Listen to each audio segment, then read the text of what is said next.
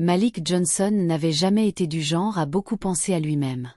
Toute son énergie était consacrée à élever sa petite fille, à s'assurer qu'elle ne ressente jamais le poids de ce qu'il n'avait pas.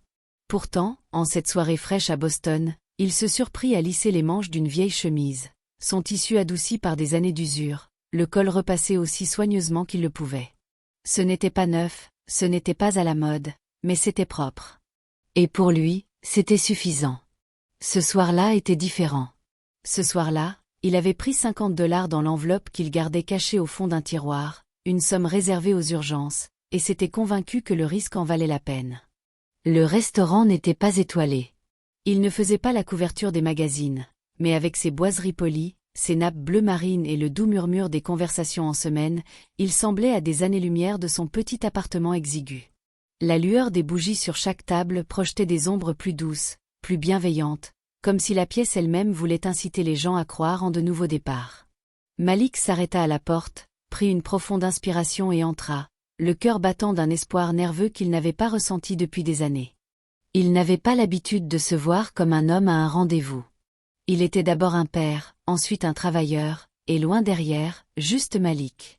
Pourtant, en suivant l'hôtesse à travers la salle, il se permit d'imaginer ce que ce serait de partager à nouveau sa vie, non seulement avec sa fille, mais avec quelqu'un qui pourrait le voir comme plus qu'un homme portant le fardeau de ses responsabilités.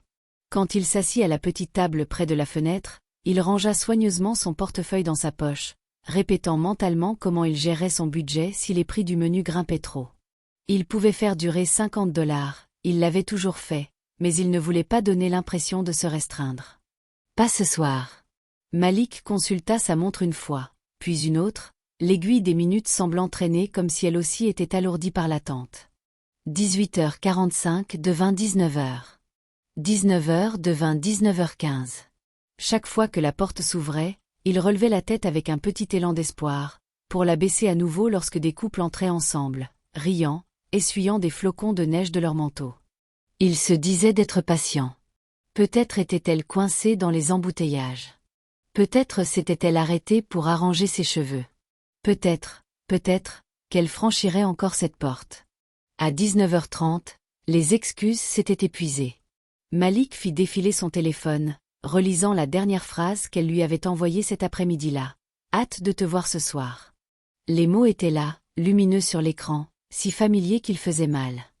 Il tapa un message rapide. « Je suis là, juste pour vérifier. » Il fixa l'écran, attendant les petits points qui ne vinrent jamais. Quand la notification arriva enfin, son corps tressaillit, comme tiré à nouveau vers l'espoir. Mais les mots qui apparurent le figèrent sur place. « Waouh, Tigrec est vraiment allé. Je plaisantais. Désolé, mais t'es pas vraiment mon type. Pas la peine de prendre un Uber. » Un second message suivit presque immédiatement. « T'as l'air gentil, mais sérieusement, tu pensais que j'allais vraiment venir ?» Malik fixa l'écran, les lettres se brouillant un instant, comme si le téléphone lui-même l'avait trahi. Il serra les lèvres, retenant la piqûre qui menaçait de monter dans ses yeux. Autour de lui, le restaurant continuait comme si de rien n'était. Les fourchettes raclaient les assiettes, une musique douce s'échappait des haut-parleurs dissimulés, le murmure des conversations appartenait à des gens désirés, à des gens qui avaient leur place.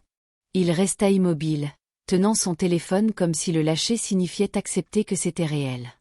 Une chaleur monta dans son cou, pas de colère, mais d'humiliation. Ses doigts se crispèrent autour du téléphone, les jointures tendues contre une peau marquée par le soleil et le dur labeur. Le serveur passa, offrant un sourire poli. « Voulez-vous commander quelque chose, monsieur ?» Malik secoua la tête rapidement, sa voix coincée dans sa gorge. « Non, merci. J'attends encore. » Mais il n'attendait plus. Il le savait. Il bougea sur son siège, ouvrant son portefeuille usé sous la table. À l'intérieur, un seul billet plié, un billet de $5 qu'il s'était promis de ne pas toucher sauf en cas d'absolue nécessité. Les $50 lui avaient déjà semblé trop. Mais au moins, il avait porté l'espoir discret de partager un repas, de ne pas manger seul. Maintenant, même cela avait disparu. Il remit le portefeuille dans sa poche, les doigts tremblants, tirant la serviette plus fort sur ses genoux pour masquer le vide qui lui tordait l'estomac. Il se dit de ne pas pleurer. Les hommes ne pleurent pas en public, pas ceux qui ont des enfants à élever et une fierté à protéger. Mais il ne pouvait nier le poids qui oppressait sa poitrine, ce murmure familier lui disant qu'il n'était peut-être pas assez, jamais assez pour qu'on se donne la peine de venir. Les minutes s'écoulèrent.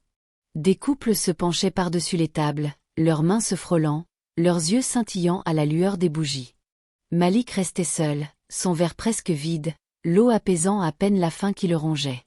Sa mâchoire se serra, son regard fixé à nouveau sur la porte, comme si sa seule volonté pouvait faire apparaître la silhouette qui ne viendrait jamais. Naomi Caldwell était venue au restaurant ce soir-là par habitude plus que par besoin. Après une longue journée de réunions et de présentations chez Caldwell Organic, elle choisissait souvent cette table discrète dans un coin pour se détendre. Les boiseries polies, la lumière tamisée des bougies, le rythme régulier des couverts et la musique douce lui offraient un espace pour réfléchir, pour respirer. Ses cheveux naturels étaient relevés en un chignon élégant, sa peau brune rayonnait sous la lumière chaude. Elle portait un blazer ajusté qui parlait de succès sans le crier, assorti de simples boucles d'oreilles en or ayant appartenu à sa grand-mère. Son téléphone vibrait de courriels non lus, mais elle l'avait posé face contre table à côté de son verre de vin. Pour une fois, elle voulait être présente dans la pièce plutôt que noyée dans les chiffres et les projections. C'est alors qu'elle le remarqua. Un homme noir assis près de la fenêtre, sa chemise simple, repassée avec un soin qui parlait plus fort que n'importe quelle marque de luxe. Sa posture était droite, presque trop droite, comme s'il portait le poids de se tenir ensemble. Toutes les quelques minutes, ses yeux se tournaient vers l'entrée avec un espoir si brut qu'il la fit s'arrêter. Elle avait vu de la confiance dans les salles de réunion, de l'ambition dans les négociations, de l'arrogance dans les événements de réseautage. Mais l'espoir, cette chose fragile et tremblante, était rare. Au début, Naomi se dit de ne pas fixer. Les gens vont et viennent, leur vie se croise en silence tout le temps. Pourtant, quelque chose dans la manière dont il serrait son téléphone, dont son pouce planait au-dessus de l'écran comme pour le forcer à s'allumer, attira son attention. Elle vit sa mâchoire se crisper légèrement quand l'écran s'éclaira enfin. L'éclair de soulagement qui traversa son visage, pour être écrasé l'instant d'après. Il relut le message, et bien qu'elle ne pût voir les mots, elle reconnut le langage. La déception avait une manière de s'inscrire dans la posture, dans l'inclinaison d'une épaule, dans l'assombrissement d'un regard. Naomi s'adossa légèrement, laissant son vin reposer sur la table. Elle n'était pas étrangère au rejet, bien que le sien ait souvent été vêtu de costumes de salle de réunion et de lettres soigneusement rédigées. Pourtant, elle reconnut cette expression, l'effort obstiné pour redresser l'échine, la tentative désespérée de paraître impassible alors que le cœur se fissurait en silence sous la surface. Ses yeux s'adoucirent tandis qu'elle continuait à l'observer. Le verre d'eau sur sa table était presque vide, et aucune assiette n'avait été posée. Elle remarqua comment ses doigts tapotaient doucement le bord du verre, pas d'impatience, mais de nervosité, comme un homme hésitant à partir ou à tenir bon encore un peu. Il n'attendait pas seulement un dîner. Il attendait d'être choisi, d'avoir de l'importance, d'être digne de l'effort que quelqu'un fasse pour franchir cette porte. Et quand cette personne ne vint jamais, elle vit la solitude se répandre sur son visage comme une ombre. Naomi sentit une douleur inattendue dans sa poitrine. Elle avait construit sa vie sur le contrôle, sur le fait d'être celle qui décidait des résultats. Mais là, observant un inconnu être discrètement brisé par une cruelle plaisanterie, elle ne pouvait chasser l'idée qu'un simple geste de bonté, sans calcul, pourrait compter plus en cet instant que n'importe quel contrat qu'elle avait conclu. Elle leva la main et croisa le regard d'un serveur qui passait, se penchant juste assez pour que leur échange discret n'attire pas l'attention. « Une assiette de vos pâtes, le plat signature », murmura-t-elle, glissant sa carte sur le plateau avant qu'il ne puisse répondre. « Et un verre de limonade pétillante. Facturez maintenant. Livrez-le à l'homme près de la fenêtre. » Le serveur hésita un instant, puis hocha la tête, percevant le poids dans son ton. Malik ne la remarqua pas tout de suite lorsque l'assiette fumante fut posée devant lui. Il cligna des yeux, confus, secouant légèrement la tête. « Je n'ai pas commandé ça, » dit-il, sa voix basse, presque apologétique. Le serveur sourit gentiment, répétant la phrase que Naomi lui avait demandé de dire, « C'est réglé, monsieur. Quelqu'un l'a commandé pour vous, et la note est déjà payée. » Malik se figea, la serviette glissant de ses genoux au sol. Son premier réflexe ne fut pas la gratitude, mais la suspicion. Était-ce une autre blague? Un autre rappel cruel que le monde pouvait être impitoyable? Il regarda autour de lui, scrutant les visages aux tables voisines à la recherche de sourires moqueurs, de rires prêts à éclater à ses dépens. C'est alors que sa voix l'atteignit, basse, régulière. « Ce n'est pas de la charité, » dit Naomi depuis juste derrière lui, ses mots se glissant doucement dans l'air. « C'est un rappel. Vous méritez de manger, même si le monde essaie de vous dire le contraire. » Malik se tourna, surpris, et ses yeux se posèrent sur elle. Une femme à la peau brune et riche qui semblait rayonner à la lueur des bougies, ses cheveux coiffés dans un style élégant qui encadrait des pommettes hautes et des yeux empreints à la fois de force et de bienveillance. Elle ne souriait pas pour l'éblouir. Elle ne le plaignait pas. Elle était simplement là.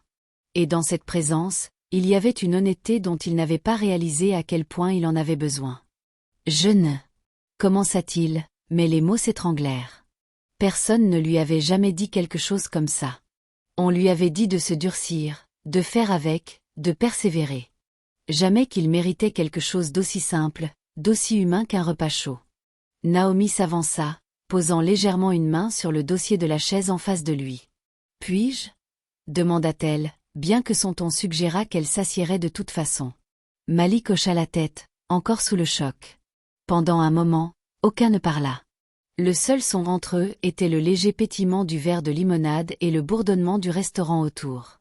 La main de Malik plana au-dessus de la fourchette, incertaine, comme si accepter la nourriture signifiait accepter une bonté qu'il ne savait pas comment accueillir. « Vous n'aviez pas à faire ça, » dit-il enfin, sa voix plus faible qu'il ne l'aurait voulu. « Je sais, » répondit Naomi, ses yeux fixés sur les siens. « C'est pourquoi ça compte. » Les mots s'installèrent entre eux comme une pierre dans un étang immobile, créant des ondes.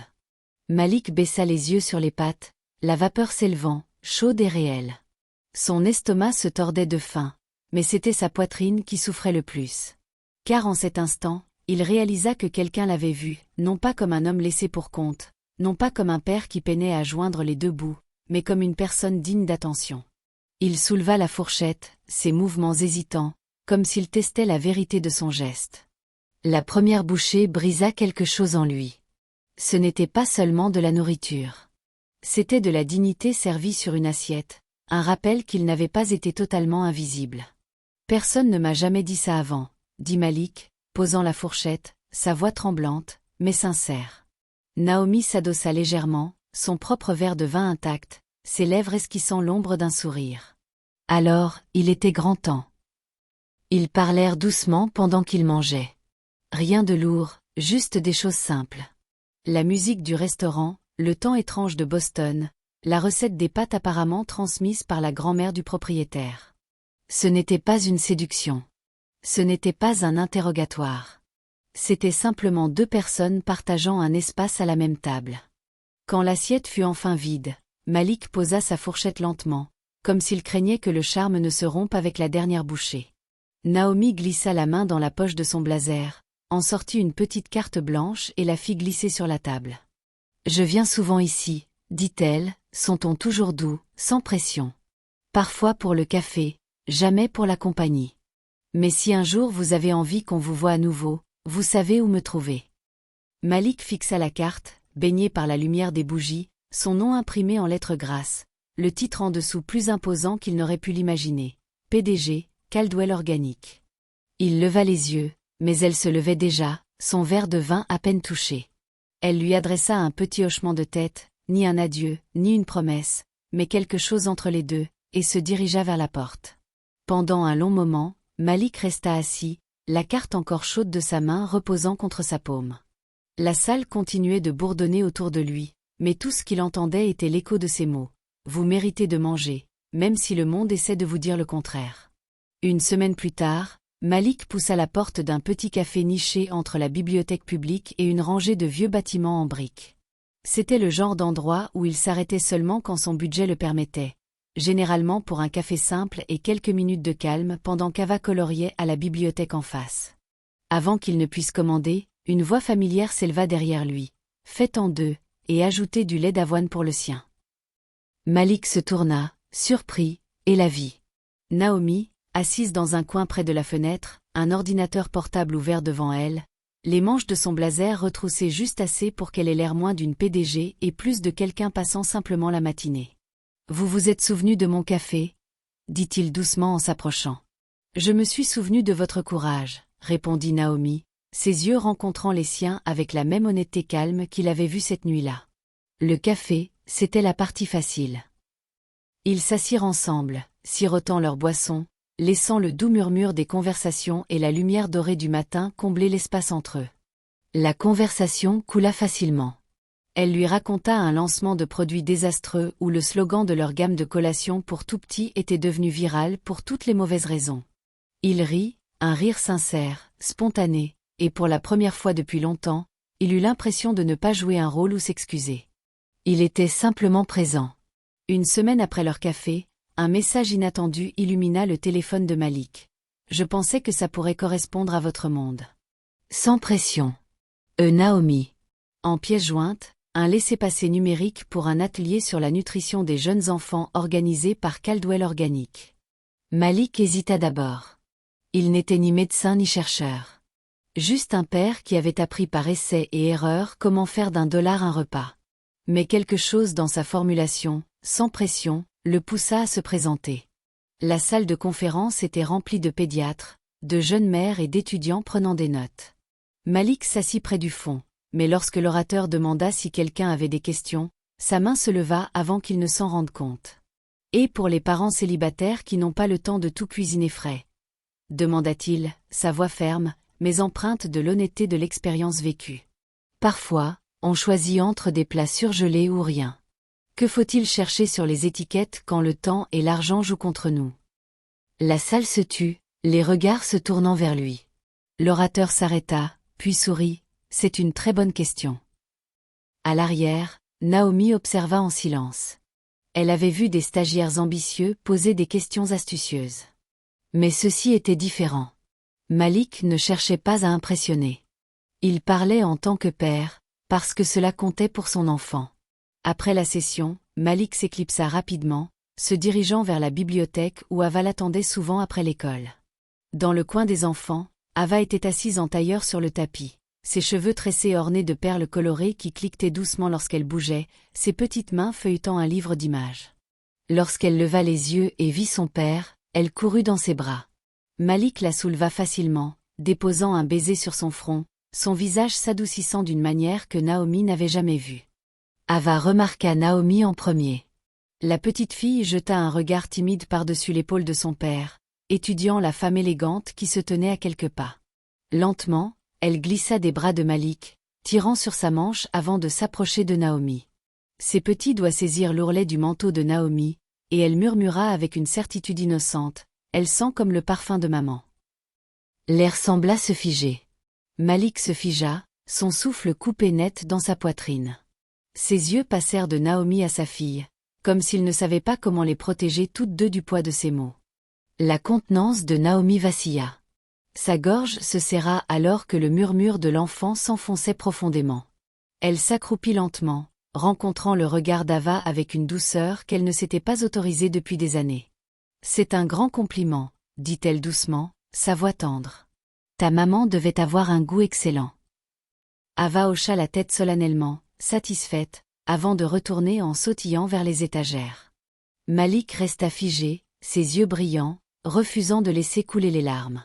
« Elle ne dit pas souvent des choses comme ça, » murmura-t-il. Naomi le regarda, vraiment, et vit non seulement un homme abandonné à une table de restaurant, mais un père qui tenait bon pour sa petite fille. Et dans cet instant fragile, quelque chose changea entre eux. Cela commença doucement, presque sans qu'aucun des deux ne s'en rende compte. Après ce jour à la bibliothèque, Naomi se mit à tendre la main plus souvent, non pour des réunions ou des contrats, mais pour quelque chose de plus simple.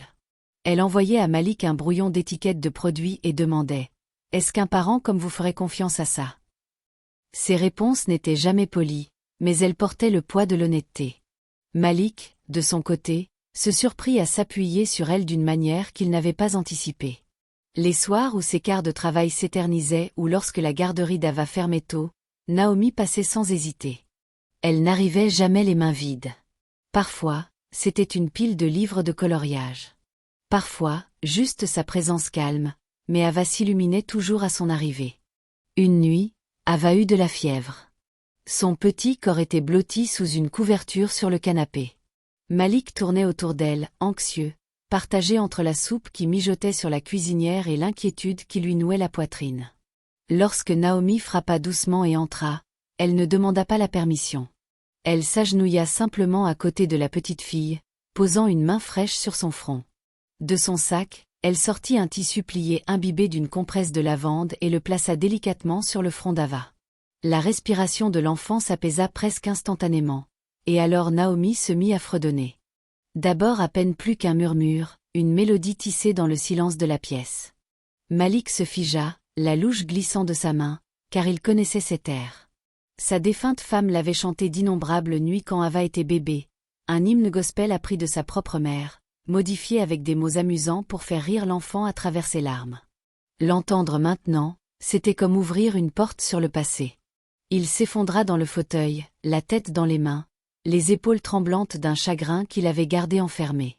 Des larmes coulèrent avant qu'il ne puisse les arrêter.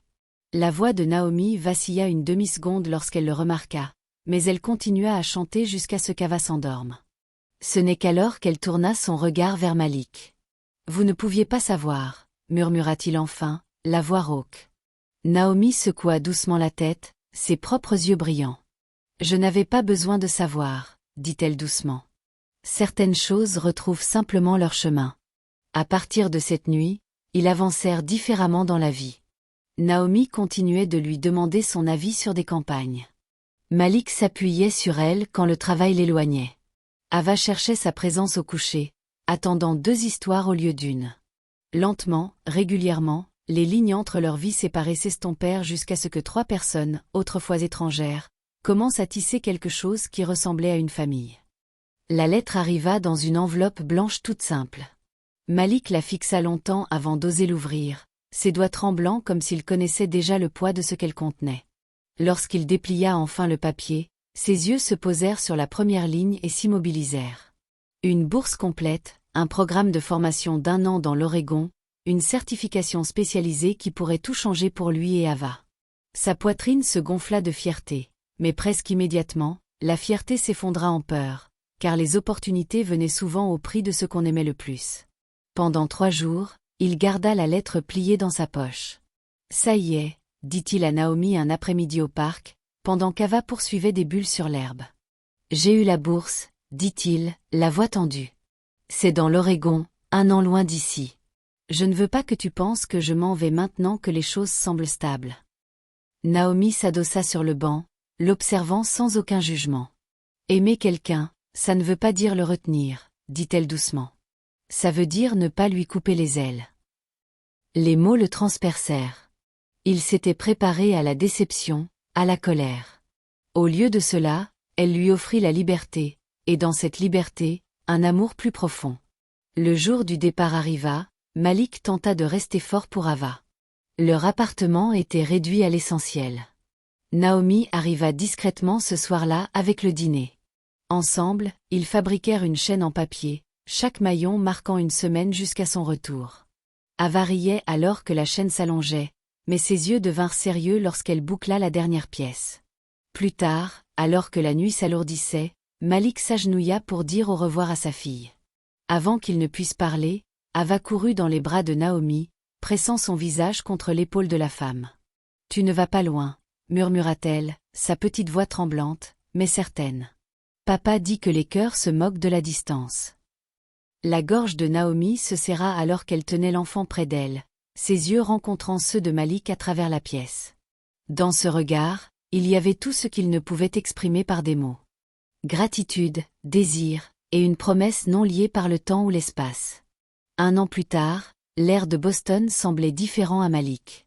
Il franchit l'entrée du personnel de l'hôpital, son nouvel insigne d'identification accroché à une blouse blanche impeccablement repassée.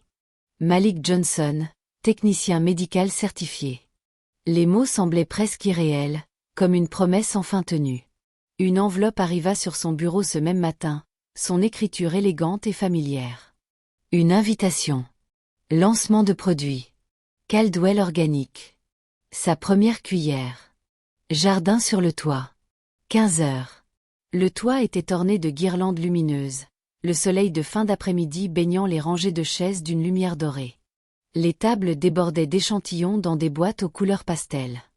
Sur chaque boîte, une silhouette discrète d'une femme tenant un enfant près d'elle, une cuillère dans l'autre main. La gorge de Malik se serra lorsqu'il lut le slogan en dessous. Pour les femmes qui sont restées affamées pour nourrir l'espoir. À la tribune, Naomi se tenait droite, sa voix portant avec la clarté de quelqu'un qui avait bâti des empires. Elle parlait de nourriture, de dignité et de seconde chance. Et puis, au milieu de la foule, ses yeux le trouvèrent. Pendant un instant, le monde se réduisit à eux deux.